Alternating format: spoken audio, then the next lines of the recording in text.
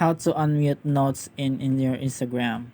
So if you find this video helpful, click the subscribe button and then also that bell icon on so you would be updated if there are uploads in this channel.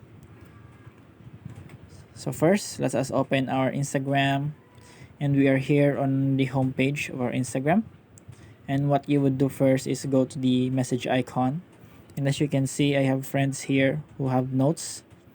So just long press on that friend and click on mute notes, so that friend, as you can see, was muted. So how to unmute a muted person? Go to your account, go to the three lines above, go to the settings and privacy, and find muted accounts. As you can see, I have my friend here.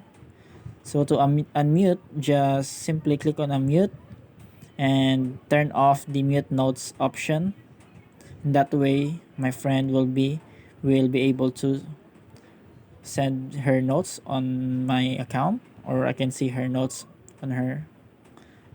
So there you go, her notes went back, and I hope this video helped you, and see you on the next video.